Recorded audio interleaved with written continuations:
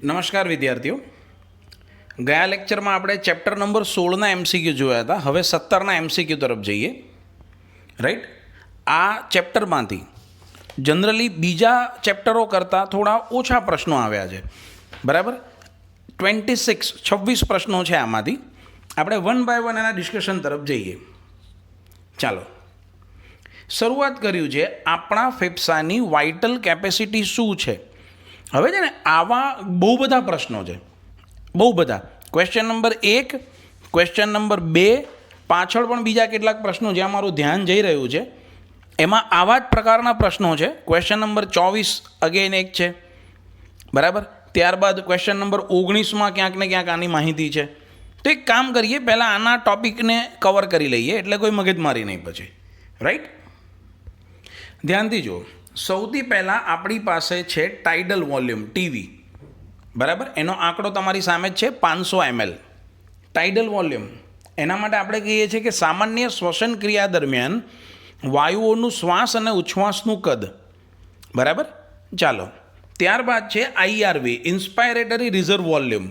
જ્યારે વધારાનો ઊંડો શ્વાસ લઈએ છીએ, દબાણપૂર્વક હવા અંદર લઈએ છીએ ત્યારની વાત થઈ, 2500 થી 3000 ml. એના પછી તમને આપવામાં આવેલું છે ઈઆરવી. ટીવી જોઈ લીધું, આઈઆરવી આવી ગયું, ઈઆરવી. આ ઊંધું છે, એક્સપાયરેટરી રિઝર્વ વોલ્યુમ. દબાણપૂર્વક ઉચ્છ્વાસ દ્વારા જ્યારે કોઈ વ્યક્તિ શ્વાસ બહાર કાઢે છે ત્યારની વાત છે. Then it is a residual volume, RV. દબાણપૂર્વક ઉચ્છ્વાસ બાદ ફેફસામાં કેટલોક વાયુ રહી જાય છે. એક પ્રેક્ટિકલ નોલેજ છે કે ભાઈ વાતાવરણ ધક્કો મારીને વાયુ ફેફસાને આપે અને ફેફસા ધક્કો મારીને વાયુ વાતાવરણને આપે.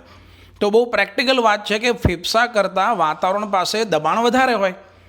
ફેફસા લગાવીને કેટલું દબાણ લગાવશે આખા વાતાવરણને કંટ્રોલ કરવા માટે. એટલે અહીંયા એ વસ્તુનું ધ્યાન રાખીશું કે બધી જ હવા બહાર આવતી નથી. કેટલીક હવા અંદર as a part of residue, ઇંગ્લિશમાં કોઈ ને રેસિડ્યુ, વધારાનું એક એક્સ્ટ્રા વધ્યું હોય તે, એ રીતે વધે છે. That is residual volume. બરાબર, ચલો. એના આધારે શોધવામાં આવે છે આઈસી, ઇન્સ્પાયરેટરી કેપેસિટી.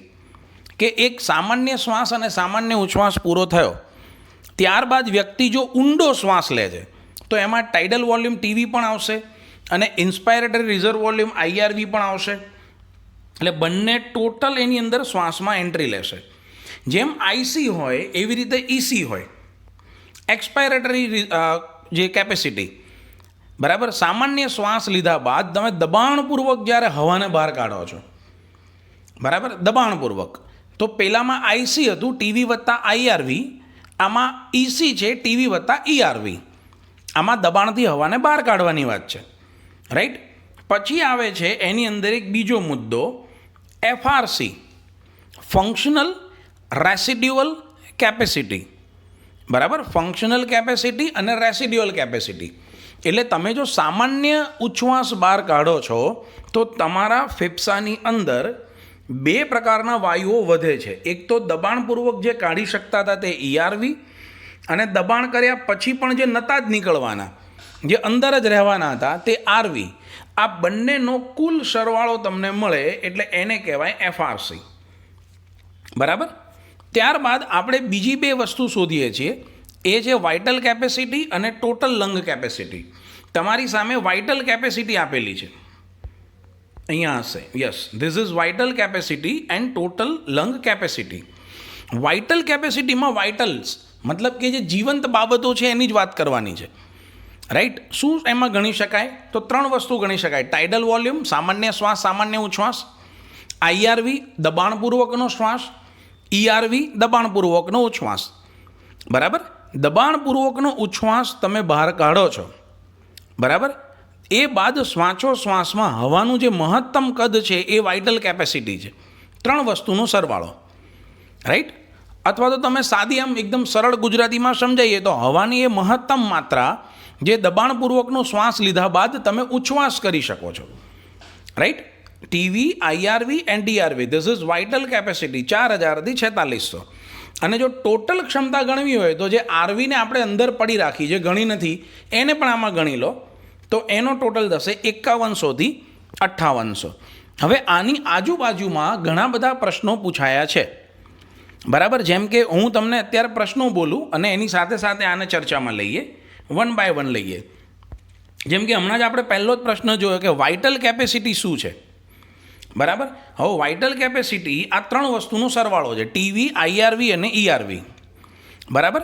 એટલે ઓપ્શન તમે જુઓ તો એવો એક પણ ઓપ્શન નથી કે જેમાં ત્રણનો સરવાળો કીધો હોય, પણ એક ઓપ્શન એવો છે જેની અંદર લખેલું છે કે total lung capacity minus residual volume is equal two vital capacity, right. એટલે આ રીતે પૂછ્યું છે. એટલે આપણે મટીરિયલની અંદર તમને આવા બધા જે ફેરફારો કરીને આ જે બધું લખાણ આપેલું છે, એક જ વસ્તુને કેવી અલગ અલગ રીતે તમે રજૂ કરી શકો છો, એ બધી જે રજૂઆતો તમને અહીંયા કરેલી છે, આ બધી રજૂઆતો એ તમારા અનુકૂળતાએ વ્યવસ્થિત રીતે રીડિંગ કરજો.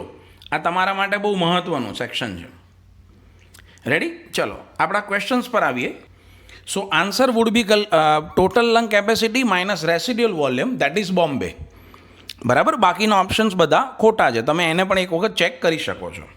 ચાલો, 4 શ્વસન ક્ષમતાઓ તમને આપેલી છે, 2010માં પૂછાયેલો પ્રશ્ન છે, રાઈટ. પહેલાં આપેલું છે રેસિડ્યુઅલ વોલ્યુમ આરવી, પછી વીસી, આઈઆરવી ને આઈસી. ચારેના આંકડા તમારી સામે છે. પહેલા આંકડો આપેલો છે આરવી એટલે કે રેસિડ્યુઅલ વોલ્યુમ, જે 1100 થી 1200 ml હોય, બરાબર. પણ તમે જુઓ તો આ આંકડો તમને એટલો એપ્રોપ્રિએટ નથી લાગતો, રાઈટ. અહીંયા 2500 આપેલા છે. પછી વીસી વાઇટલ કેપેસિટી, એ વાઇટલ કેપેસિટીનું માપ. ત્યારબાદ આપેલું છે આઈઆરવી ઇન્સ્પાયરેટરી રિઝર્વ વોલ્યુમ, એનું માપ. ત્યારબાદ છે આઈસી ઇન્સ્પાયરેટરી કેપેસિટી, એનું માપ. આમ ચારેના માપ તમને જમ્બલ કર્યા છે. હવે પ્રશ્ન શું છે કે સિલેક્ટ કરો કે આમાંથી સાચું શું છે. બહુ ધ્યાનથી જોવા પડશે. એક પહેલાં તો આપણે એક કામ કરીએ, જોડકાને જોડી નાખીએ એટલે આપણને વાંધો ના આવે. બધા ધ્યાન આપજો. આરવી રેસિડ્યુઅલ વોલ્યુમ છે 1100 થી 1200, બરાબર. આઈસી ઇન્સ્પાયરેટરી કેપેસિટી એ ટીવી એટલે કે 500 ml અને આઈઆરવી એટલે 2500 થી 3 ml નો સરવાળો છે, એટલે 3000 થી 3500 હોય, રાઈટ. પછી છે આઈઆરવી એકલું, જે 2500 થી 3000 હોય, અને એક છે વાઇટલ કેપેસિટી જે આ 4500 છે. એટલે આપણે આટલું ક્લિયર થયું, બરાબર. હવે આમાં જોઈ લો ધ્યાનથી. આમાં છે ને ટાઈપરાઇટર અહીંયા 1 2 3 4 નથી આપેલા, મેં કંઈ નહીં, એની જરૂર પણ નથી. નીચેનો ઓપ્શન વાંચો. ધારો કે પહેલો ઓપ્શન છે ઓપ્શન એ, એમાં શું કીધું છે? એ 4500. જોઈ લો ઉપર આ જુઓ, એ જે છે એ કેટલો છે? 1200 છે, એટલે જવાબ ખોટો પડે, બરાબર. બી 3500 એ પણ ખોટો છે એનામાં. પછી બોમ્બે ઓપ્શન જુઓ, એની અંદર લખ્યો છે બી 2500, ના, બી એટલે વીસી, એનું મૂલ્ય 4500 છે, અને સી 4500, સી એટલે આઈઆરવી, એનું મૂલ્ય કેટલું છે? 2500, એટલે આ ઓપ્શન એ ખોટો છે. હવે આગળ જવા માટે મારે આને કેન્સલ કરવા પડશે બધા રાઇટિંગને. ના, થર્ડ ઓપ્શન સી 1200 ml અને ડી 2500 ml એ પણ ખોટું છે, બરાબર. કેમ કે સી એટલે આઈઆરવી, આઈઆરવી 1200 નથી, અને ડી એટલે આઈસી, આઈસી પણ ખોટું છે. છેલ્લો ઓપ્શન ડી તરીકે 3500, આઈસી બરાબર 3500, ઓકે કરેક્ટ, અને એ બરાબર 1200, યસ કરેક્ટ. એટલે આ દિલ્હી ઓપ્શન સાચો છે. આ એ બરાબર 1200 વાળો અને ડી બરાબર 3500 વાળો કરેક્ટ. એટલે આ એક પ્રશ્ન થયો. રેડી? ચાલો હવે નેક્સ્ટ ક્વેશ્ચન પર જઈએ. રક્તકણ માટે શું સાચું છે? ઓકે, એટલે આપણે ખોટા ઓપ્શનો જુદા કરવાના છે. પહેલું છે કાર્બન ડાયોક્સાઇડનું વહન કરતું જ નથી, બરાબર. આ મુદ્દો યોગ્ય નથી. કાર્બન ડાયોક્સાઇડનું વહન તો એ કરે છે.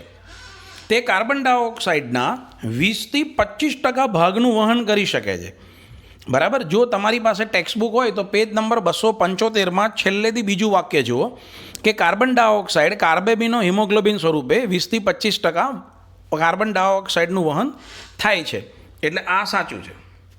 હજી બાકીના ઓપ્શનને જોઈએ. ઓક્સિજનના 99.5% ભાગનું વહન રક્તકણો કરે છે, બરાબર. આ આંકડો પણ વિવાદાસ્પદ છે, રાઈટ. તમારી પાસે ટેક્સ્ટબુક હોય તો તમે એ આંકડાને પણ કન્ફર્મ કરો, એ આંકડો પણ યોગ્ય નથી. પછી જે ઓક્સિજનના 80% ભાગનું વહન કરે છે અને 20% ભાગ રુધિર રસમાં ઓગળીને વહન પામે છે, રાઈટ, તમારી પાસે હોય બુક તો 275 પર પહેલો જ ફકરો જો. બરાબર, અહીંયા જ્યાં એને 99.5 આપ્યા છે, બરાબર, અહીંયા ટેક્સ્ટ બુકમાં 97% કીધા છે. રાઈટ, અને જ્યાં ઓક્સિજનનો 80% ભાગ એટલે ફરીથી ખોટો પડી ગયો. રાઈટ, એટલે આમ જોવા જાઓ ને તો આ સાવ સિમ્પલ ઇન્ફોર્મેશન હતી, પણ એને આવી રીતે MCQમાં યુઝ કરી નાખી. So Bombay would be the right answer. શરીરની પેશી દ્વારા મોટા જથ્થામાં રુધિરમાં ઉમેરેલો કાર્બન ડાયોક્સાઇડ આ સ્વરૂપે હોય છે. ઓકે, ફરીથી અહીંયા જ 275 નંબરના પેજ પર જ જો તમે જુઓ તો પહેલાં જ ફકરામાં તમને એવું જોવા મળશે કે ઓક્સિજન અને કાર્બન ડાયોક્સાઇડના વહન માટે રુધિર એક માધ્યમ છે. એમાં CO2નું જો શું કીધું છે, 20થી 25% કાર્બન ડાયોક્સાઇડ દ્વારા રક્તકણો દ્વારા વહન, કાર્બન ડાયોક્સાઇડનું રક્તકણો દ્વારા, એના પછી 70% બાયકાર્બોનેટ દ્વારા, અને છેલ્લે 7% રુધિર રસ દ્વારા. તો વધારે આંકડો કયો મોટો થયો, બાયકાર્બોનેટવાળો. રાઈટ, એટલે bicarbonate is the correct answer. હવે બાયકાર્બોનેટના ઓપ્શન કેટલા છે એ પહેલાં આપણે જોઈ લઈએ. પહેલામાં હિમોગ્લોબિન આપેલું છે, ખોટું. બીજામાં બાયકાર્બોનેટ લખ્યું છે, કદાચ બોમ્બે સાચું હોઈ શકે. આપણે બાકીના વિકલ્પ જોવા પડશે. રુધિર રસમાં મુક્ત CO2 ના, એવું તો કોઈ વહન સ્વરૂપ જ નથી. અને 70% હિમોગ્લોબિન ને 30% બાયકાર્બોનેટ નહીં, એ પણ ખોટું છે. Bombay was the correct answer. Bicarbonate સ્વરૂપે 70% દ્વારા થાય. ચાલો, પાંચમો ક્વેશ્ચન થોડોક અઘરો છે, કેમ કે સીધું જે તમે ભણ્યા છો ને એના દ્વારા તમે જવાબ નહીં આપી શકો. સભાન પ્રયત્નો દ્વારા શ્વસનને અનુલક્ષીને નીચેનામાંથી આપણામાં બધા માટે સંભવિત કયું છે? પહેલું છે કે તમે બળપૂર્વક શ્વસન દ્વારા ફેફસામાં રહેલી બધી હવા કાઢીને ખાલી કરી નાખો. તો કે પ્રેક્ટિકલી શક્ય જ નથી. હમણાં જ આપણે વાત કરી કે ભાઈ ગમે તેટલું ફેફસા દબાણ લગાડે, રેસિડ્યુઅલ વોલ્યુમ જે છે એ તો હવા અંદર જ રહેવાની. રાઈટ, એટલે એ પ્રેક્ટિકલી શક્ય નથી. બોમ્બે ઓપ્શન છે ઓક્સિજન વગર બધી જ હવા બહાર કાઢી શકાય, એવું પણ પોસિબલ નથી. આ ખાસ યાદ રાખજો, તમે જે શ્વાસ લો છો ને એમાં એકલો ઓક્સિજન નથી, એમાં સમગ્ર વાયુઓ છે. બરાબર, અંદર હિમોગ્લોબિન ખાલી ઓક્સિજનને રિસીવ કરે છે, બાકીના રિસીવ નથી કરતો, એટલે બાકીના બહાર આવે છે. બરાબર, બાકી આવે તો બધા અંદર છે. નાઇટ્રોજન સૌથી વધારે માત્રામાં હશે, કેમ કે હવામાં નાઇટ્રોજન છે જ 78%, એટલે ગમે તે શ્વાસ લો એમાં હાઈએસ્ટ તો નાઇટ્રોજન જ આવવાનો રેન્ડમલી સિલેક્શનમાં. હવે તમે જ્યારે ઉચ્છ્વાસ બહાર કાઢો છો તો એમાં પણ જરૂરી નથી કે ઓક્સિજન ના જ હોય, થોડો ઘણો ઓક્સિજન પણ આવી જવાનો ઉચ્છ્વાસમાં બહાર. રાઈટ, એટલે એ વાતે ખોટી કે ઓક્સિજન વગર જ બાકીની બધી હવા બહાર કાઢી શકો તમે. બંને કાન અને નાક બંધ કરીને યુસ્ટેશિયન ટ્યુબ, મતલબ કે કર્ણકંઠનળી, મેં તમને ભણાવતી વખતે પણ કીધું હતું, તમે કંઈક ગળવાનો પ્રયત્ન કરો એટલે કાનમાં એની ઇફેક્ટ આવે છે. That is called eustachian canal. બરાબર, કર્ણકંઠનળી, એના દ્વારા હવાને બહાર કાઢવામાં આવે છે. ઓકે, કાન અને નાક બંધ કરી દેવામાં આવે અને યુસ્ટેશિયન કેનાલ દ્વારા હવાને બહાર કાઢવામાં. પણ યુસ્ટેશિયન કેનાલનું કનેક્શન ક્યાં છે? ગળા અને કાનમાં. હવે તમે કાન બંધ કરી દો છો, તમે નાક બંધ કરી દો છો, તો યુસ્ટેશિયન કેનાલ કામ જ ના આવે ને. એનું ઓપનિંગ જ તમે બંધ કરી દીધું, ખબર પડી?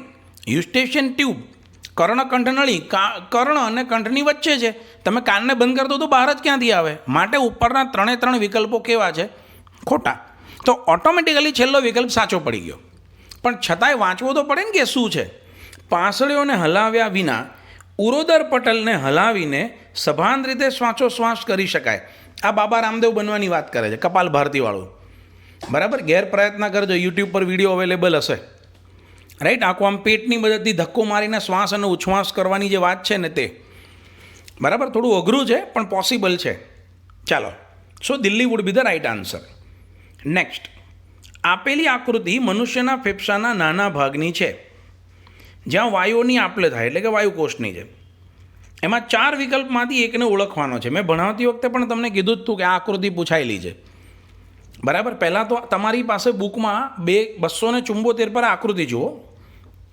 આકૃતિની અંદર એ તરીકેનો આ જે ભાગ છે એ વાયુકોષ્ઠનું પોલાણ છે.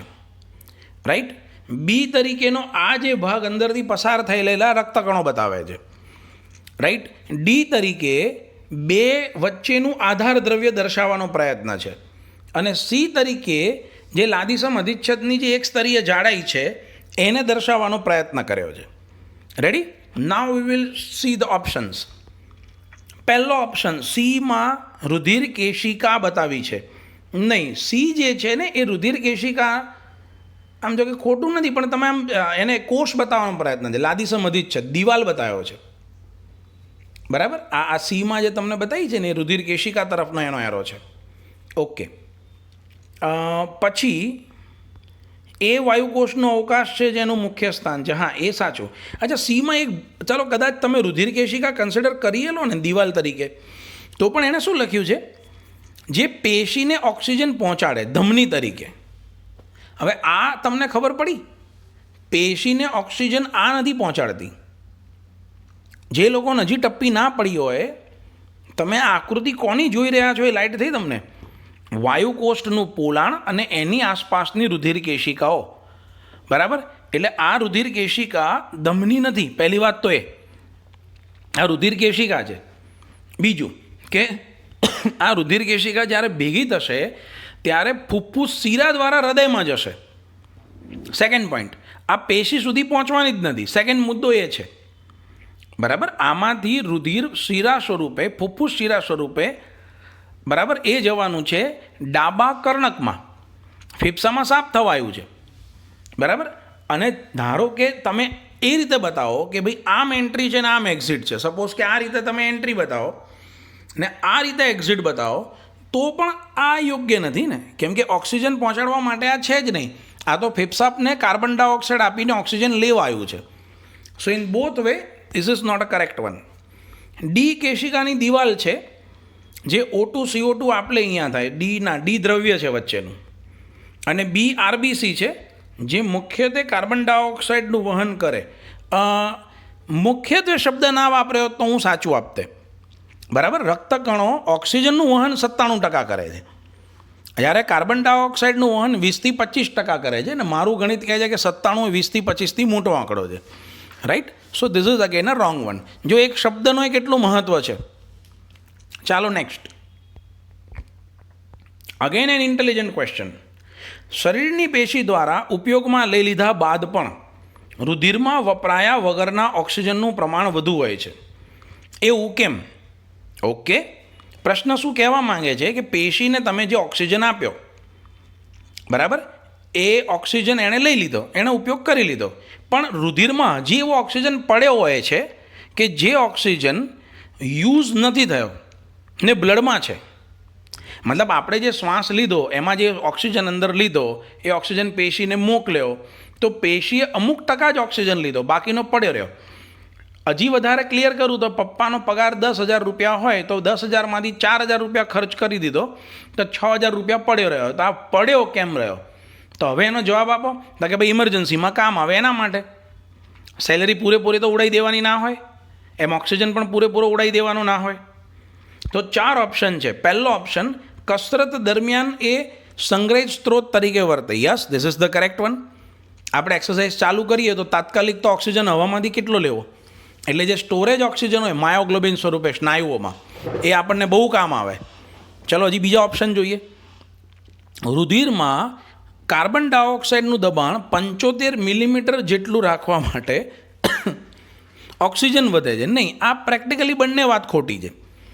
પહેલો તો ખોટો મુદ્દો એટલા માટે છે કે આ જે રચના એણે વાત કરી છે, એટલે આ વિકલ્પો તરફ જો આપણે વિચારીએ તો ઓક્સિજનના વધારવાથી કાર્બન ડાયોક્સાઇડનું દબાણ 75 mm થઈ જાય.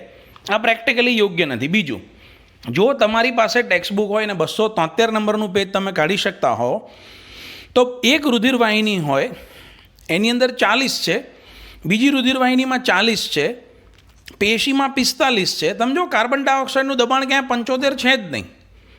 બરાબર? એટલે એ વાત પણ યોગ્ય નથી.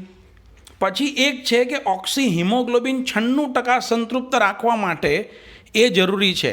હવે જો તમારી પાસે 275 નંબરના પેજ પર ગ્રાફ લઈ જાઓ, બરાબર, એ ગ્રાફ લઈ જઈને 96% ક્યારે થાય છે તમે જુઓ. બરાબર? હવે 96%નો તમારો જે ગ્રાફ તમને મળશે, રાઈટ, તમારો પેજ નંબર 275ના ગ્રાફમાં ઓક્સિજન સંતૃપ્તતાની ટકાવારી 96% કીધી છે. એટલે 80 છે, પછી 90 છે, એટલે વચ્ચે 95 ને 95ની સહેજ ઉપર 96 ગણીએ આપણે, બરાબર. તો એ 80 મિલી મર્ક્યુરી એ આવે છે. જ્યારે ઓક્સિજનનું આંશિક દબાણ 80 મિલીમીટર મર્ક્યુરી થાય ત્યારે પેલો સંતૃપ્તતાની ટકાવારી 96 જાય, બરાબર. હવે 80 મિલીમીટર મર્ક્યુરી ઓક્સિજનનું દબાણ આવતું જ નથી ક્યાંય, અને આવે છે 80ની નજીકનો આંકડો જુઓ તો 95 છે, એ ઓક્સિજનયુક્ત રુધિરમાં આવે છે. આ પ્રશ્ન શું છે કે પેશીએ ઉપયોગમાં લઈ લીધા બાદ, આપણે પેશીને આપી દીધા પછી પણ હજી ઓક્સિજન વધ્યો છે, રાઈટ. અધિચ્છદ પેશીએ વધુ ઓક્સિજન મુક્ત કરવા મદદ કરે, પણ કોને મુક્ત કરવાનું? ઓલરેડી પેશીને તો આપણે આપી દીધો, પ્રશ્ન એ જ તો છે. એટલે Ahmedabad is the correct answer. આ જ પ્રશ્નનું સિમ્પલ ભાષામાં તમને કહું તો તમારી ભૂખ 2 ભાખરીની હોવા છતાં મમ્મી 3 ભાખરી બનાવે છે, કારણ આપો. જવાબ, મમ્મીને ખબર છે કે 4 વાગે ડબ્બા ફેંકશે, બરાબર, ને ખોટી વેફરો ખાશે, ત્યારે મમ્મીનો પરમેનન્ટ ડાયલોગ, સવારની ભાખરી પડી જ છે 12 વાગ્યાને બનાવેલી, 4 વાગ્યા જ નાલાયક ગરમ કરીને ખાઈ લે, આ બહારનું ના ખવાય. પછી એટલામાં જો પરમ પૂજ્ય પિતાશ્રી આવી જાય તો પેલો માસ્ટર ભીડેવાળો ડાયલોગ સ્ટાર્ટ થઈ જાય, હમારે જમાને મેં, હે ને. પણ એ સાચા છે આ બાબતે, બહારનું ખાઈ ખાઈને પછી નુકસાન કરે. કયું વિધાન મનુષ્યના શ્વસન માટે સાચું છે? પહેલું, પથ્થરની ફેક્ટરીને ખાણમાં કામ કરતા મજૂરો ફેફસાના ફાઇબ્રોસિસથી પીડાય. યસ, સાચી વાત છે. પેજ નંબર 277માં વ્યવસાયિક શ્વસનની અનિયમિતતામાં આપેલું છે. લગભગ 90% જેટલો કાર્બન ડાયોક્સાઇડ એ હિમોગ્લોબિન દ્વારા વહન પામે. ના ભાઈ ના, 20 થી 25% જોઈએ, આ ચોથી વાર આવ્યું. સિગરેટના ધૂમ્રપાનથી શ્વસન નલિકાનો સોજો થાય. શ્વસન નલિકાનો સોજો જે છે ને એ અલગ વસ્તુ છે, બરાબર. અને એ જે એને સાદી ભાષામાં છે ને, અમારી ભાષામાં બ્રોન્કાઇટિસ કહેવાય. કદાચ મારા મટીરિયલ તમે રિફર કર્યા હોય ને તેમાં છે. કોઈ પણ રોગના નામની પાછળ આઇટિસ આવે, આઇટિસ. પેટમાં સોજો ગેસ્ટ્રાઇટિસ, બરાબર. ગળામાં સોજો ટોન્સિલાઇટિસ, બરાબર. હાડકામાં થાય આર્થરાઇટિસ દેટ ઇઝ હાડકામાં સોજો. ઓર્થોપેડિક એટલે હાડકાનો ડૉક્ટર. શ્વાસનળીમાં બ્રોન્કાઇટિસ, પાછળ આઇટિસ આવે. કિડનીમાં નેફ્રાઇટિસ, બરાબર. એટલે અહીંયા શ્વસન નલિકાનો સોજો આવે એ સિગરેટના ધૂમ્રપાનને કારણે આવી શકે, પણ અત્યારે હું એને સાચું એટલા માટે નહીં આપું કે તમારી બુકમાં આવો ક્યાંય ઉલ્લેખ નથી કરવામાં આવ્યો. બ્રોન્કાઇટિસ રોગ તમારી બુકમાં આપવામાં જ નથી આવ્યો, એટલે તમને એ વસ્તુ ખબર હોય જરૂર નથી. પોઈન્ટ 2, તમારી બુકમાં જે ધૂમ્રપાનનો ઉલ્લેખ છે ને એ એમ્ફીસેમામાં કરેલો છે, જ્યાં આવા કોઈ લક્ષણની એ લોકોએ ચોખવટ નથી કરી. I repeat again, this is wrong according to your syllabus, otherwise it is not wrong, બરાબર. સિગરેટ પીતા હોય એને ધૂમ્રપાન કરતા હોય એને આગળ જતાં શ્વસન નલિકામાં સોજા આવે જ છે. બ્રોન્કાઇટિસને આગળ જતાં બીજા ઇસ્યુઝ થાય જ છે, બરાબર. ખોટું નથી, પણ આવું અભ્યાસક્રમમાં ક્યાં સ્પષ્ટતા કરી નથી. જ્યાં કરી છે ત્યાં આવી ઉલ્લેખતા નથી. મગજના સેતુમાં આવેલા શ્વાસ અનુચલનો ચેતા સંદેશ શ્વાસનો સમયગાળો વધારી શકે છે, બરાબર. પેજ નંબર 276 શ્વસનનું નિયમન અને શ્વાસ અનુચલન કેન્દ્ર 1લી, 2જી, 3જી, 4થી ને 5મી લાઇનમાં છે, જેમાં શ્વાસના સમયના ઘટાડાની વાત છે. અહીંયા વધારવાની વાત છે, માટે અગેન ખોટું. Ahmedabad is the correct answer. કદાચ તમને અત્યાર સુધી એટલી ખબર પડી ગઈ હશે કે જો નીટમાં સારા માર્ક લાવવા હોય તો ચોપડીનો ખૂણો ખાંચરો વાંચીને તૈયાર કરવો પડે. બિનજરૂરી દુનિયાભરનું જ્ઞાન એકત્ર કરવાની જરૂર નથી. ચાલો, આકૃતિ નીટ 2013 4 ABCD, બરાબર. શોધવાનું છે સાચું લક્ષણ કાર્ય ઓળખ. પહેલાં તો આ આકૃતિ તમારા બુકમાં લઈ લો. બને ત્યાં સુધી મારા આવા બધા વિડીયો જોતી વખતે બુક ખુલ્લી રાખવી. It is on page number 270, right. આપણે આકૃતિ જોઈ રહ્યા છીએ. આકૃતિના નામ નિર્દેશન સમજીએ. પહેલી આકૃતિ છે એમાં નામ નિર્દેશન છે એ આ શ્વાસ નળીનું છે. હવે તમને અત્યારે સ્ક્રીન ઉપર મારા વિડીયોમાં માત્ર આકૃતિ દેખાય છે, બરાબર. મારી સામે હું પેપર લઈને બેઠો છું, એમાં ઓપ્શન મને વંચાય છે, હું ઓપ્શન વાંચું છું, સાંભળો. એ શ્વાસ નળી શ્વાસ દ્વારા લીધેલી હવાના વહન માટે કાસ્તીની સંપૂર્ણ કડીથી આધારિત લાંબી નળી. શું કાસ્તીની કડી સંપૂર્ણ હોય છે?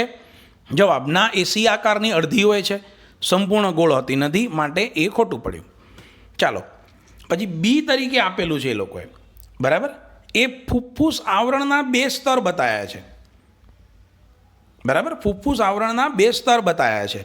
અને ઓપ્શન સીમાં લખ્યું છે કે બી ફુફ્ફુસી આવરણ. હવે શું લખ્યું છે એનું વર્ણન વાંચું છું. પાંસળીઓની બંને બાજુએ એકબીજા સાથે ઘસારા સામે ગાદી જેવું કાર્ય કરે. પાંસળીઓની બંને બાજુએ એકબીજા સાથે ઘસારા સામે ગાદી જેવું કાર્ય કરે. પાંસળીઓની 2 બાજુ હોય, પાંસળી એની બહાર હોય, રાઈટ. પાંસળી પછી આવે, પહેલાં ફેફસા આવે, ફેફસા આવે પછી ફેફસાના આવરણ આવે, પછી પાંસળી આવવાની છે. એટલે પાંસળી સામે ગાદી તરીકે આને નથી વર્તવાનું, રાઈટ. ચલો નેક્સ્ટ, સી આપેલું છે. આ વાયુકોષ્ઠ દર્શાવે છે, સ્પષ્ટ દેખાઈ આવે છે. બરાબર, આ વાયુકોષ્ઠ બતાવેલો છે. ને વાયુકોષ્ઠ વાયુની આપલે માટે પાતળી દિવાલવાળી વાહિની મુક્ત કોથળી. કરેક્ટ, બહુ સાચું લખ્યું છે. પણ અહીંયા છે ને વાહિકા યુક્ત આવવું જોઈએ. ટાઈપરાઇટર અહીંયા વાહિની મુક્ત લખીને ભૂલ કરી છે. આ મારા ખ્યાલથી ટાઈપિંગ એરર હશે. હજી તો એ છતાંય દિલ્હી ઓપ્શન એકવાર વાંચી લઈએ. ડી તરીકે એમણે આ વસ્તુ કરી છે જે ઉરોદર પટેલ છે. બરાબર, ઓપ્શનમાં લખેલું છે ઉરોદર પટલ તેને નીચે ખેંચે, જ્યારે ઇટસેલ્ફે પોતે જ ઉરોદર પટલ દર્શાવ્યું છે. એમાં લખ્યું છે આ ફેફસાનો ભાગ છે, માટે ખોટું. Now let us go for the options. ફેફસાનો ભાગ જે ઉરોદર પટલ તેને શ્વાસ દરમિયાન નીચે ખેંચે. હવે આ ઉરોદર પટલ પોતે જ છે એટલે આ ઓપ્શન ખોટો પડ્યો. શ્વાસ નળીમાં સંપૂર્ણ કડી શબ્દ વાપર્યો, માટે આ વિકલ્પને મેં ખોટો આપ્યો.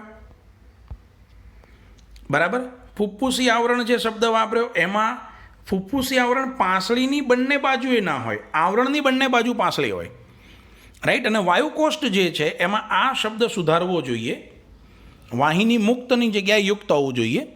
બરાબર, કદાચ ટાઈપરાઇટરની આ ભૂલ છે. We will confirm it finally. Done. પણ આપણે અત્યારે કલકત્તા વાયુકોષ્ઠવાળો જવાબ જે દિલ્હી છે, જવાબ આ ઓપ્શન પાછો દિલ્હીમાં આપ્યો છે. આમાં ઘણીવાર આપણું માઇન્ડ એક્ઝામ થઈ જાય. સી વાયુકોષ્ઠવાળું સાચું એટલે આપણે સી ટીક કરી નાખીએ, પણ એ મુદ્દો તમને વિકલ્પ ડીમાં આપ્યો છે. લોચો ના થાય, ધ્યાન રાખજો. Next question please.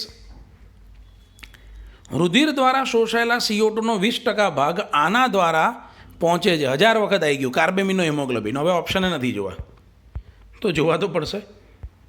Yes, carbamino haemoglobin Delhi, correct answer. આગળ વધો.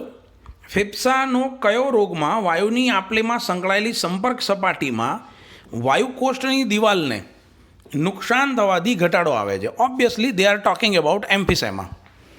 બરાબર. Next 12th question. જ્યારે કોઈ શ્વાસ રોકે છે ત્યારે રુધિરમાં નીચેનામાંનો કયો ફેરફાર શ્વાસની જરૂરિયાત પેદા કરે છે? Okay, very intelligent question. પ્રશ્ન છે કોઈ શ્વાસ રોકી રાખે તો તેને કારણે એવું તો શું થાય છે જે તમને શ્વાસ લેવા માટે પ્રેરે છે? આપણે અમુક 30 સેકન્ડથી કે 40 સેકન્ડથી વધારે શ્વાસ નથી રોકી શકતા. બરાબર, આપણે પેલા કિકના નવાજુદ્દીન સિદ્દીકી નથી. હોર્ન તમે પ્રાણાયામની મદદથી મિનિટ રોકતા હો તો એ તમારી એક્સ્ટ્રા એફર્ટ છે. એમ સામાન્ય પ્રાણી, નોર્મલ મનુષ્ય 20-25 સેકન્ડ, 30 સેકન્ડ તો હદ થઈ ગઈ. બરાબર, રેર કેસમાં 40, પછી પ્રાણાયામવાળા વાત અલગ છે. તો એ શું છે કે શ્વાસ આપણે નથી રોકી શકતા અને તરત જ આપણે એને ખેંચવા માટે એ કહી જઈએ છીએ, પ્રેરાઈએ છીએ. So there are 2 option where the answer is clear cut indicated. આ કહે છે કાર્બન ડાયોક્સાઇડ ઘટે, ખોટી વાત. આ કહે છે ઓક્સિજન ઘટે, સાચી વાત. આ કહે છે કાર્બન ડાયોક્સાઇડ વધે, સાચી વાત. આ કહે છે કે બંને થાય, સાચી વાત. ઘટના બરાબર છે, આવું થાય છે, પણ જરૂરિયાત શ્વાસ લેવા માટે પ્રેરિત કોણ કરે છે? ઓક્સિજનનું ઘટતું પ્રમાણ કે CO2નું વધતું પ્રમાણ? This is the question. પ્રશ્ન ખબર પડી? પરિસ્થિતિ તમારી સામે છે, પણ શ્વાસ લેવા માટેની પ્રેરણા જે છે, તો પહેલાં તો પેજ નંબર 276નું છેલ્લું વાક્ય વાંચી લઈએ કે શ્વસનના નિયમનમાં ઓક્સિજનની ભૂમિકા નોંધનીય નથી. બરાબર, ઓક્સિજન તો તમારા શરીરમાં સંગ્રહિત જ છે. જો તમારું ધ્યાન પ્રશ્ન નંબર 7 ઉપર ગયું હોય તો ફરી યાદ કરો કે પેશી દ્વારા ઉપયોગમાં લેવાય પછી પણ ઘણો ઓક્સિજન રુધિરમાં હોય છે. બરાબર, એટલે ઓક્સિજનની shortage is not a big question. Big question is carbon ડાયોક્સાઇડનો વધારો. જેવો આ કાર્બન ડાયોક્સાઇડ, કેમ કે આપણે 276 નંબરના પેજમાં નિયમનનો ફકરો કાઢો, એમાં લખેલું જ છે કે લયબદ્ધતા કેન્દ્રની પાસે રાસાયણિક સંવેદી વિસ્તાર છે જે કાર્બન ડાયોક્સાઇડના હાઇડ્રોજન આયન માટે અતિ સંવેદનશીલ છે. એ તરત જ ફેરફારો ચાલુ કરાવી દે છે. બરાબર, મહાધમની કમાન ને ગ્રીવા ધમનીનો એ કાર્બન ડાયોક્સાઇડના ફેરફારો તરત નોંધવામાં આવે છે. એટલે એલર્ટનેસ કાર્બન ડાયોક્સાઇડના સંદર્ભમાં છે. Correct. So Ahmedabad would be the right answer. Okay, પ્રશ્ન છે ફેફસાના વાયુકોષ્ઠમાં ઓક્સિજનનું આંશિક દબાણ કેટલું હોય? આમ તો પ્રશ્ન આંકડાનો હતો, પણ એણે આંકડા કરતાં થોડો શબ્દિક પ્રશ્ન કરી નાખ્યો. ઓકે, પહેલાં તો ફેફસાના વાયુકોષ્ઠમાં આંશિક દબાણ હોય છે 104. પ્રશ્ન છે રુધિરમાં હોય એના કરતાં ઓછું. રુધિરમાં 40 હોય છે અથવા તો 95 હોય છે, ડિપેન્ડ. ઓક્સિજન વિહીન રુધિર છે કે ઓક્સિજનયુક્ત રુધિર છે, તો ઓછું ના કહેવાય, 104 એના કરતાં વધારે કહેવાય. કાર્બન ડાયોક્સાઇડ કરતાં ઓછું ના, કાર્બન ડાયોક્સાઇડ વાયુકોષ્ઠમાં 40 હોય ના 104 હોય. રુધિરમાં હોય એટલું જ ના, રુધિરમાં હોય એના કરતાં વધારે. હા, Delhi is the correct answer. શ્વાસોશ્વાસમાં ફેફસા સંકોચાઈ જતા નથી અને કેટલીક હવા ફેફસામાં રહી જાય છે જે કદી બહાર નીકળતી જ નથી. ઓકે, એવું કેમ? ત્યાં એક ધન આવરણ દબાણ છે? ના. ફેફસામાં દબાણ વાતાવરણ કરતાં વધુ છે? નેવર. ફેફસામાં ઓછું હોય. ફેફસામાં ઋણ દબાણ છે? ના, ફેફસાનું દબાણ અત્યારે વધારે છે. આપણે ઉચ્છ્વાસની પ્રક્રિયા સમયે ફેફસાનું સંકોચન થાય છે, બરાબર, અને સંકોચન થવાથી દબાણ એ વખતે વધુ હોય છે. આન્સર છે આંતરફુફ્ફુસીય આવરણનું નેગેટિવ પ્રેશર જે ફેફસાની દિવાલને ખેંચે છે. આ કરેક્ટ આન્સર છે. બરાબર, Delhi is the correct answer. આંતરફુફ્ફુસીય આવરણ પ્રેશર જે ફેફસાના આજુબાજુના જે બે આવરણ છે, ધારો કે આ ફેફસા છે, બરાબર, હવે આ ફેફસાનું આવરણ છે. જ્યારે ફેફસા સંકોચાય છે, બરાબર, ધારો કે આ ઉચ્છ્વાસની ક્રિયા દરમિયાન સંકોચાયા, તો એ વખતે એ પ્રયત્ન કરે છે ધક્કો મારીને વાયુને ઉપર બહાર મોકલવાની વાતાવરણમાં. પણ સામે કેવું છે કે તમે ગમે તેટલું પ્રેશર કરો છો ને, તો એ પ્રેશર વાતાવરણના દબાણને કંઈ ધક્કો મારવા જેટલું સક્ષમ નથી. એટલે આ પોપટલાલ જે છે ને, એ તમામ પ્રેશર ભેગું કરીને હાથીભાઈને ધક્કો મારે તો હાથીભાઈને હલાવી શકે, બરાબર. આમ એક ફેંટ મારે ને હાથીભાઈ 10 ફૂટ દૂર જઈને પડે એવું ના થાય. કરેક્ટ. તો એ જ નિયમ અહીંયા એપ્લાય થાય છે કે આંતરફુફ્ફુસી આવરણ એક નેગેટિવ પ્રેશર ક્રિએટ કરે છે ધક્કો મારતી વખતે, બરાબર, જે ફેફસાની પોતાની દિવાલને પણ બધો વાયુ બહાર મોકલવા દેતું નથી. એટલે અમુક વાયુ અંદર રહી જ જાય છે. કરેક્ટ. જો કે હું માનું છું થોડુંક સમજવામાં બહુ અઘરું છે. મારી સામે હો તો હું તમને વધારે બેટર સમજાવી શકું. કદાચ મારા ખ્યાલથી 10માંથી 7ને નહીં ખબર પડી હોય, 3ને જ ખબર પડી હશે. સિગરેટ ધૂમ્રપાનથી થતો ઘાતક રોગ જણાવો. બરાબર, એમ્ફિસેમા. આમ તો સિગરેટથી બહુ બધા રોગો થાય, પણ અહીંયા મેઇનલી એમ્ફિસેમા ઉપર ફોકસ એમનું વધારે છે. અસ્થમા આને કારણે થાય છે. અસ્થમા એલર્જીકલ રોગ છે, બરાબર, એટલે એ ઇન્ફેક્શન કે સોજો કે ભરાવો નહીં, પરંતુ એલર્જી છે, એટલે બોમ્બે સાચો જવાબ આવશે. હવાનું પ્રદૂષણ એમ્ફિસેમામાં પરિણામે છે, એનું કારણ શું? તો પહેલો ઓપ્શન છે વાયુકોટર અને વાયુકોષ્ઠોને દીર્ઘકાલીન નુકસાન થાય છે જે શ્વસન સપાટીમાં ઘટાડો પ્રેરે છે. કરેક્ટ, પહેલો સાચું છે. વાહિનીઓની સપાટીના કોષ્ઠને નુકસાન થાય? નહીં, વાહિનીને નુકસાન નથી આમાં. એલર્જીક પ્રતિક્રિયા થાય, એ અસ્થમામાં થાય.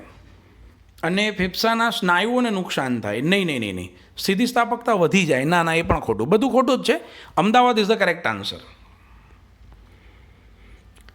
સ્પાયરોમેટ્રી ગોઠવણી કયાનું માપન કરી શકે? આ ક્વેશ્ચન હું અત્યારે બાકી રાખું છું, બરાબર, કેમ કે મારે આમાં કંઈક ચર્ચા કરવી છે. એ સમય આવે હું તમને કહીશ. Next question please. ફેફસા એ વાયુકોષ્ઠના બનેલા છે જે હવા ભરેલી કોથળી જેવી રચના છે. દબાણપૂર્વકના ઉચ્છ્વાસ પછી પણ તે તૂટતા નથી. આ હમણાં જે આપણે ક્વેશ્ચનની ચર્ચા કરી ને 14 નંબરનો, જેમાં મેં તમને વાત કરી ને પેલું આંતર ફુફ્ફુસીય આવરણ દ્વારા ઉત્પન્ન થતું ઋણ દબાણ, એ આ, બરાબર. ફેફસા વાયુકોષ્ઠના બનેલા છે, હવા ભરેલી કોથળી છે, એ દબાણપૂર્વક ઉચ્છ્વાસ કરે છે, પણ છતાંય તૂટી કેમ નથી જતા? કારણ કે અંદર બધી હવા બહાર નથી જતી. અમુક હવા જે અંદર રહી જાય છે એ હવા એને તોડતા રોકે ને એ હવા કોણ છે? Residual volume. બરાબર, આ સમજવામાં બહુ અઘરો હતો શરૂઆતમાં. આ પ્રશ્ન જ્યારે આવ્યો ત્યારે ઘણાને ખબર નથી પડી કે આ વાતને આને શું લેવા દેવા. પણ તમે ધ્યાનથી જુઓ, આઈઆરવી એ અંદર આવતો વાયુ છે, ઈઆરવી બહાર જતો વાયુ છે, ટાઇડલ વોલ્યુમ નોર્મલ છે. અહીંયા પ્રશ્ન છે દબાણપૂર્વક ઉચ્છ્વાસનો. એટલે દબાણપૂર્વક ઉચ્છ્વાસમાં બે જ મુદ્દા લાગુ પડે, ક્યાં તો ઈઆરવી ક્યાં તો આરવી. એટલે પછી પણ ન તૂટે એનું કારણ શું? તો કે અંદર એક હવા અમુક લેવલની ભરેલી હોય, અમુક હવા ભરેલી હોય એટલે હજી પણ એને સાવ તોડી નાખવાની પરિસ્થિતિમાં ના આવે. સંપૂર્ણ નીકળી જાય પછી તો એને નુકસાન થાય કે તકલીફ થાય. ચાલો, કયો વ્યવસાય કરતાં શ્વસનનો રોગ થાય? Obviously silicosis. સિલિકાની ફેક્ટરીમાં કામ કરે એટલે આ પ્રોબ્લેમ થાય. કયા વિકલ્પો અસ્થમા અને એમ્ફિસેમાની સ્થિતિ રજૂ કરે છે? ઓકે, અસ્થમા એટલે એલર્જીકલ રોગ અને એમ્ફિસેમા એટલે શ્વસન સપાટીમાં ઘટાડો, વાયુ કોષ્ઠનો ઘટાડો. ઓકે, આણે છે ને શ્વસન સપાટીમાં ઘટાડો આગળ લખ્યો છે, આમાં વધારો લખી નાખ્યો છે, એટલે આ બે ઓપ્શન ખોટા પડે. આમાં વધારો લખ્યો છે એટલે ખોટું પડે, આ સાચું પડે. સોજો આવે એલર્જીમાં અને એમ્ફિસેમામાં ઘટાડો થાય. ચાલો, કોલમને જોડવાની છે. It is very easy. આ તો હવે આપણે બહુ રિપીટ થઈ ગયું. ડાયરેક્ટ ઓપ્શન પર જઈએ, આપણે જવાબ સેટ કરી દઈએ. ચલો, ટાઇડલ વોલ્યુમ. ટાઇડલ વોલ્યુમ કેટલું હોય? 500-550 ml જેવું. બરાબર, okay. Inspiratory reserve volume IRV. IRV એટલે તમે મેક્ઝિમમ ખેંચીને 2500થી 3000 ખેંચો. એક્સપાયરેટરી તમે ધક્કો મારો પણ બધું બહાર જતું નથી. બરાબર, 1000થી 1100 જેટલું બહાર જાય, એટલે 1000થી 1100નો ઓપ્શન આ રહ્યો. બરાબર, અને રેસિડ્યુઅલ વોલ્યુમ એ 1100થી 1200, એના કરતાં વધારે. 1માં 3, 2માં 1, 3માં 4 ને 4માં 2. 1માં 3, ઓકે, બોમ્બે સાચું. વાયુમય એલર્જન્સ તેમજ પ્રદૂષકોમાં વધારો થવાથી શહેરી વિસ્તારોમાં શ્વસનતંત્રની અનિયમિતતાથી પીડાય છે. આ દરમિયાન સિસોટી જેવો અવાજ આવે છે. આ કેમ થાય છે? વાહ, પ્રદૂષણ અને એલર્જી બંનેની વાત કરી છે. તો શરૂઆત કરીએ. શ્વાસવાહિની અને દાહિકાઓમાં સોજો આવવો, આ પોઈન્ટ છે ને એ દમ અસ્થમાનો છે. બરાબર, એટલે ઇનડાયરેક્ટલી તમને એવું લાગે કે હા વાત સાચી છે, પણ એનાથી પેલો અવાજ નથી આવતો. બરાબર, નેક્સ્ટ છે રેશામય પેશીનો વધારો, દેટ ઇઝ ફાઇબ્રોસિસ. આનાથી અવાજ આવે.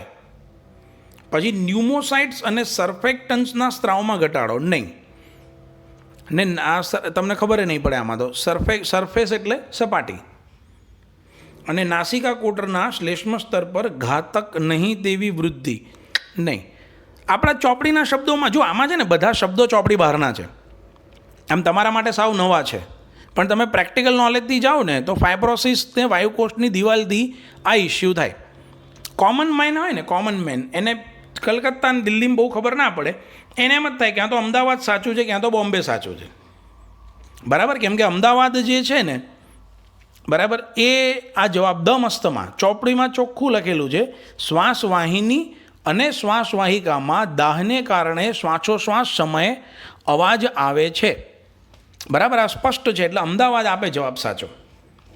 ફાઇબ્રોસિસને એનાથી નુકસાન થાય, અવાજ નથી આવતો. પ્રશ્ન છે ને એણે અવાજનો પૂછ્યો છે. વર્ણનમાં બહુ બધું છે. વર્ણનમાં પાછું વર્ણન વાંચો ને પ્રદૂષકોનો વધારો, તો પાછું આપણને એમ થાય કે આ પ્રદૂષણને કારણે તો ભાઈ અનિયમિતતાવાળો મુદ્દો હોઈ શકે, ફાઇબ્રોસિસવાળો. પણ અહીંયા એણે એલર્જી ને પ્રદૂષણ બંનેની સ્પષ્ટતા કરી છે. અને પાછો પ્રશ્ન પૂછતી વખતે એણે અવાજ ઉપર લાવી દીધો છે, એટલે અવાજ જે છે દમ અસ્થમાને લીધે થાય. ઓકે, એક રમતવીર છે, ઓકે, એનું ટાઇડલ વોલ્યુમ જે છે અને એક્સપાયરેટરી રિઝર્વ વોલ્યુમ જે છે 500 ને 1000 ml છે. ઓકે, આપણે લખતા જઈએ. Tidal volume 500, expiratory reserve volume 1500. Okay, તો એની એક્સપાયરેટરી કેપેસિટી કેટલી? તો એક્સપાયરેટરી કેપેસિટીમાં શું આવે? ટાઇડલ વોલ્યુમ વત્તા ઈઆરવી, તો એ તો બંને આપી દીધા 1500. આગળ વાંચીએ. આરવી 1200 હોય તો કે આરવીને એક્સપાયરેટરી કેપેસિટી સાથે કોઈ લેવા જ નથી. ઈસી શોધવા બેસો તમે. બરાબર, તો EC is equal to TV plus ERV. આમાં રેસિડ્યુઅલ વોલ્યુમ એણે આપીને તમને ખાલી કન્ફ્યુઝ કર્યા છે. ઘણા લોકો આને ગણતરીમાં લીધા હશે. બરાબર, ઓપ્શન જોઈએ. યસ, 1500 વાળો જવાબ સાચો. આ પેલું 1200 વધારાના એટલે જ આપ્યા છે.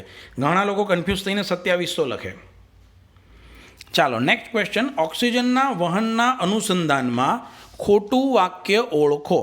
રાઈટ. હવે આની અંદર છે ને આપણે પેલું બહુ સ્પષ્ટ ક્લિયર કરી દઈએ. ક્યાં ગઈ પેન? આ રહી. ચલો આપણે ભણ્યા શું અત્યાર સુધી કે ઓક્સિજનનું પ્રેશર વધારે હોવું જોઈએ. બરાબર, તો હિમોગ્લોબિન જોડાય. અહીંયા ઓક્સિજનને વહન કરવું છે એટલે એને જોડાવવું પડે. બરાબર, અને કાર્બન ડાયોક્સાઇડ, પછી હાઇડ્રોજન આયન અને તાપમાન, ટેમ્પરેચર, આ બધું ઓછું હોવું જોઈએ. આ આપણે અભ્યાસ કરીને આવ્યા છીએ. ઓપ્શન છે વાયુ કોષ્ટમાં H+ની ઊંચી સાંદ્રતા ઓક્સી હિમોગ્લોબિનના બનાવટમાં સહાય કરે છે. ખોટી વાત. અહીંયા આપણે જોયું ને H+ની નીચી સાંદ્રતા હોય તો બનાવટ થાય. નેક્સ્ટ, ઓછો PCO2 બનાવટમાં સહાય કરે. આ વાક્ય સાચું છે. ઓક્સિજન હિમોગ્લોબિન સાથેનું જોડાણ ઓક્સિજનના દબાણથી સંબંધિત છે. સાચી વાત ભાઈ. અને CO2નું આંશિક દબાણ O2ના દબાણમાં દખલગીરી કરે છે. હા, દખલગીરી 100% કરે છે. ઓકે, એટલે 3 સાચા છે ને આ ખોટું છે. તો એવું કેમ થયું? અચ્છા, ખોટું જ શોધવાનું છે ભાઈ. હા, મને એમ થયું કે હું 3 જવાબ કેમ સાચા પડ્યા. જે ખોટો છે એ સાચો છે. Negative is positive. આ તો કોરોના જેવું નીકળ્યું. કોરોનામાં હોય ને કોઈ નેગેટિવ આવે તો આપણે પોઝિટિવ થઈ જઈએ. વાહ ભાઈ વાહ. શ્વાસ દરમિયાન થતી સાચી પ્રક્રિયા પસંદ કરો. ઓકે, શ્વાસ લઈએ અને જોઈએ. આ તો ચોરી કરીને લખવાનો પ્રશ્ન. એમ શ્વાસ લઈને જોઈ લેવાનું. ઉરુધ્વપ્રડ સંકોચન થયું? હા. આંતરપાસળી સ્નાયુઓનું સંકોચન થયું? હા. બરાબર. ફુફ્ફુસીય કદ ઘટ્યું? ના, કદ ઘટે નહીં, કદ વધે. કદ વધે એટલે દબાણ ઘટે. એણે વધારો કીધો છે એટલે ના. એટલે A અને B, એટલે that is Calcutta is the correct answer. Okay, so we have finished all question from chapter number 17. Next લેક્ચરમાં આપણે 18મા ચેપ્ટરના પ્રશ્નો તરફ પ્રયાણ કરીશું. Okay, have a nice day. Bye bye.